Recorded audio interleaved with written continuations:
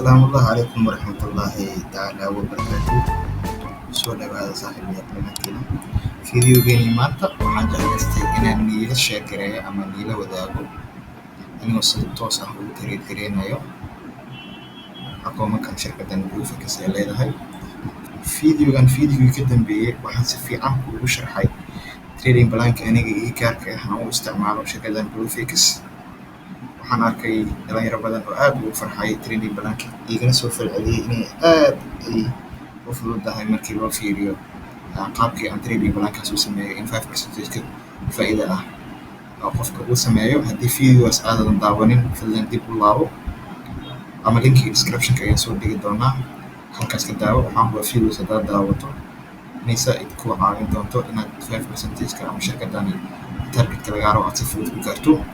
marka fiidiyogani maanta waxaan rabaa inaan idin tusiyo live trading anoo sameynayo oo lacagta aan hadda isha ku hayo oo aan trade-ka aan ka qaatay. already trade-ka waan ka qaatay. fiidiyoga wuxuu ugu dhashay markii trade-ka aan galay kadib inaan fiidiyo ka sameeyo.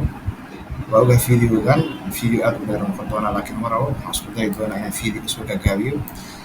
so already trade-kan AUD USD-gan trade ka qaatay oo xagga buyga ayaan u raacay.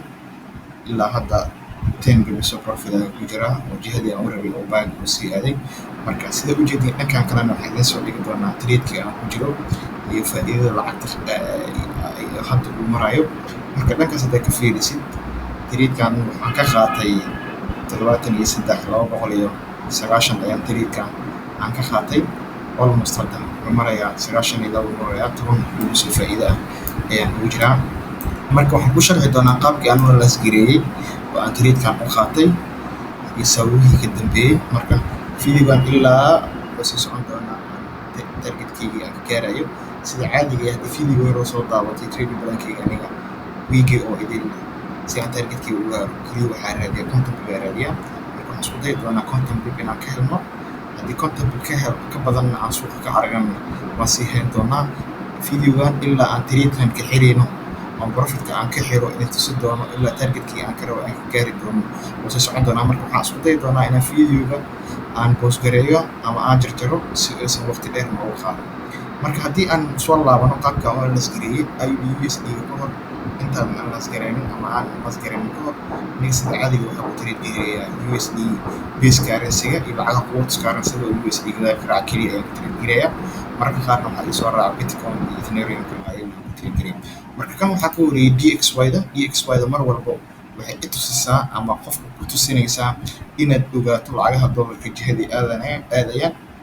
marka haddii dollar aad ku trade galinaysid lacagaha correlation ay leeyihiin, xiriir wada leeyihiin ay jiraan. marka DXY-da muhiim ay kuu tahay inaad ku wada falanqeyn soo sameyso. kadib markii falanqeynta DXY-da jihadeeda aad ogaato kadib lacagaha kale si fudud waa u trade galin kartaa. tusaale haddii DXY-da sell ay tahay oo dhanka hoos u dhac ay sameyso lacagaha USD-ga ugu horeeya dhan sell ayay la aadaan. lacagaha USD-ga quotes-kuna uu yahay oo gadaalka xigaan sida NSD USD camal ayagana buy aadaan ama AUD USD camal ayagana buy aadaan. marka DXY-da sababtaas ay muhiim ugu tahay inaad ogaato jihada markaas aadayso. marka DXY-da haddii aan fiirino waxaan isticmaalayaa hadda Buffett Bounty isticmaalayaa. so waxaan u jeedinaa suuqani muddo inuu downtrend uu kusoo socday. saa u jeedin meeshaan higher-kii hore meeshaan uu ku buray suuqan uptrend uu socday wuxuu sameysanayay higher low kale low uu sameysanayay high-gii sare high ka hooseeyo kadib higher uu sameysanayay. marka inta imaado suuqa kala wareegaa dhacay, downtrend ayaa bilaabmay, suuqa hoos oo soo dhacay, lower uu samaystay, lowgii hore lower ka hooseeyo samaystay, haddana higher uu samaystay, higher lowerkii kale low kale kasii hooseeyo samaystay, high uu samaystay, lowgii kale low kale kasii hooseeyo samaystay, low kale ka hooseeyo. marka suuqa downtrend uu ahaayay. marka aniga jaaniska ka raadinayo waxay tahay in suuqani lacagta markay dhaqaaqdo mar waliba reversal ay sameysaa hadda waa la soo celiyaa. sida u jeediin 92,598 wuxuu ahaayay inta lowgii ka heeday. lowgii ugu hoosay 92,403 ahaay. marka waxaa sugeynay in xoogaa yar uu high sameysto, high-gan kor soo aado kadibna uu soo dhaco.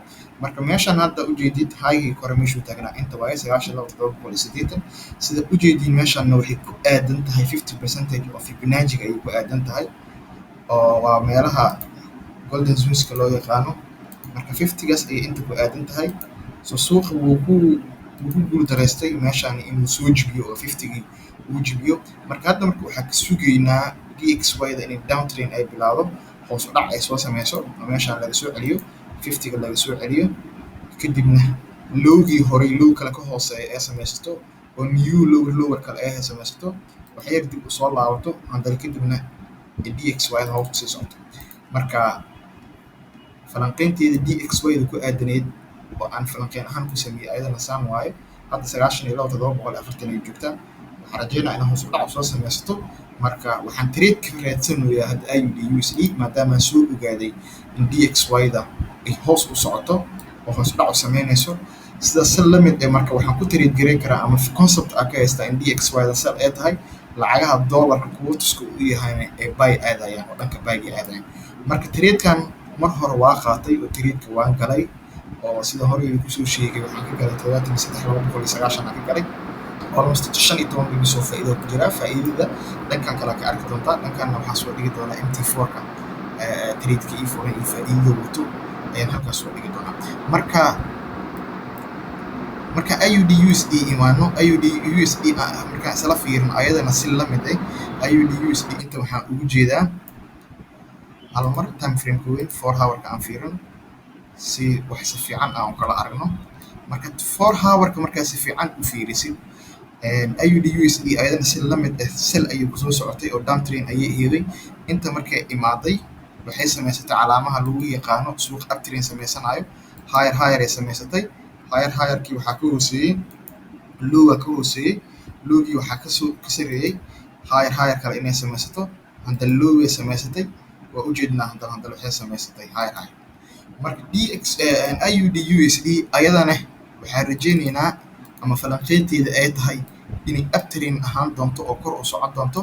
Marka ilaa waxaan ka raadin doonaa ilaa 50 bib ayaan ka raadsan doonaa, kadibna waa iskaaga bixi doonaa. Haddii 50 bib ka badan aan helnana waxaan isku dayi doonaa tradekan inaan iska sii helno ilaa tradekan ka xiri doonana insha Allah. qaybtan kale aa kala socon doontaa faa'iidada markaasaan ku xiro iyo tradeka meeshaan uga baxo oo kuu share gareyn doonaa tradekani ilaa meesha aan ku xirayo. Marka inta haddaa u imaano aniga waxaa fursadda ka raadinayay markay meeshaan imaado inaan tradeka galo, waayo inta meeshaan wuxuu ahaayey lowgiyuu ahaayey. waxaa samaysaa fibka markaa ku qabatid oo haygii horay oo haygii hore 73,483 aad geysid si fiican 15 minutes hal marna geey si aan si fiican aan ugu kala aragno. Marka meeshaani waxaa u jeedaa ayadana meeshaani aniga marka fursaddeeda waxay ahayday markuu suuqan bartaan ugu imaado inaan intrigeygii meelahan aan ka raadsado. Suuqa wuu soo dhacay. Markuu soo dhacay exactly waxaa laga soo celiyey 61.8 Fibonacci ayaa laga soo celiyey. So jaaniskaan rabay inaan fursaddan ka galo laakiin fursaddii waa dhaaftay oo kama galin. Marka waxaan raadinayay in labadan high horay 73,260 iyo 73,237 ay jibiso si aan tradekeyga u galo. Marka tradeka waxaan ka qaatay asigana 73,290 ayaan ka qaatay sida MT4ka intrigeyga u jeediin. Marka hadda waxaan u jeednaa in suuqa high cusub uu samaysanayo. Haygii hore wuxuu ahaayey 73,493 ahaayey. haddana wuxuu marayaa 73,445 ayuu faa'iidada marayaa. Marka haddii aan sameyno tusaale ahaan aan dhahno bartaan ayuu suuqii jebiyey soo dheh meeshaani wuxuu noo yahay haygeenii ugu sareeyay uu yahay. Hadda marka waxaa filaynaa in high cusub meeshaani uu imaado. almost haygeenii hore wuxuu ahaayey 73,493 uu ahaayey. haygan haddana qiimaha suuqa wuxuu marayaa 73,479 ayuu marayaa. Marka waa sii heenaynaa oo targetkeenii haddii aan tradekeenii samaysano long position dheh. tradekan waxaan ka galay 73,290 ayaan ka galay. So ilaa waxaan rabaa targetkeyga inaan ka dhigo 50 bib.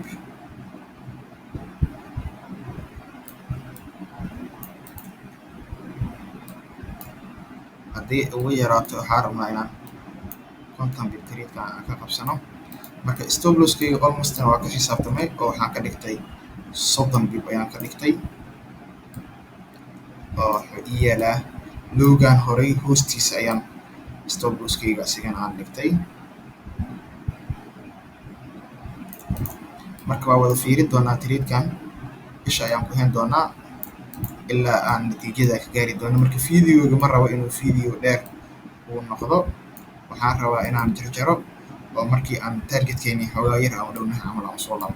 Marka hadda waxaan ka filaynaa hal mar haddii aan kan iska bixino, waxaan ka filaynaa inay dhacdo maadaama meeshaan high imaaday wax yar inuu soo jabiyo markay dhaqaaq samaysato, kadibna targetkeenii aan isla gaarno oo ah 78,806 ilaa halkaas aan fiirino. Marka meeshaan ama qaabka hadda aan rajeynayo inuu noqdo saas waaye, oo aan tradekaasi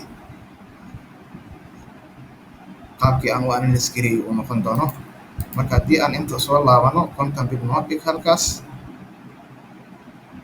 78,800 take profitkeena ka qaadanaynaa. Stop losskeenana wuxuu inoo yaalaa levelkani levelka hooseeya.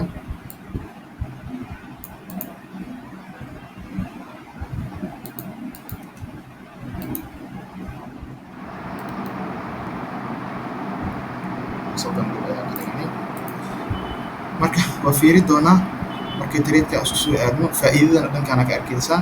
Marka tradekan qaabka u rabno uu noqdo kadib ee videogani aan dib iskugu soo laaban doonaa. Ka hor intaan dib iskugu soo laabanin isug si aan targetkii waxaan dhigna, waxaan samayn doonaa inta noo dhig, intana take profitkeena noo dhig. bal hadda isla fiirino qaybtan stop losskeena aan dhiganay, qaybta korna take profit ayaan dhiganay. So waxaan fiiri doonaa inaan analysekeeni muwaafaqo iyo in kale. dib aan video ugu soo laabanay walaan isla fiirino. sida ujeediin retestiga aan sheegay ayuu suuqii samaystay, oo retest ayaa meeshii uu kusoo laabtay. wuu soo retest gareeyey.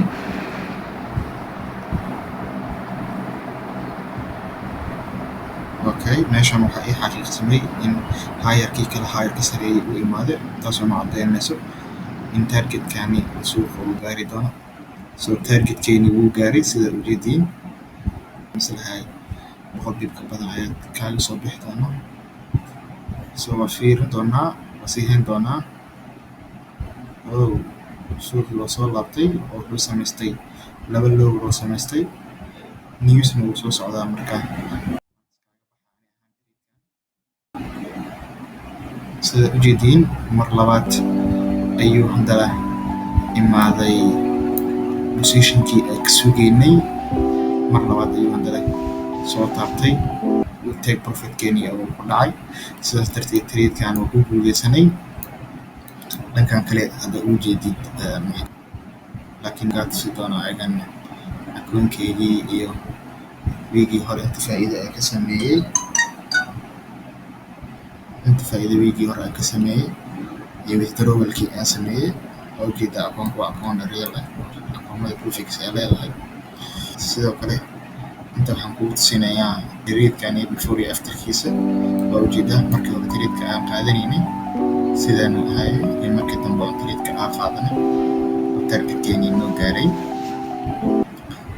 so videogani halaan waan kusoo afmeeri doonaa. haddii aad ka heshay oo aad in video kale kasoo sameeyo aan si live trade gareynaya ama aan si live uga trade gareynaya, ayadana qaybta comment ay igu soo qora, waan samayn doonaa insha Allah. video waxay ka tagaa. Asalaamu calaykum waraxmatullaahi tacaala wabarakaatuh.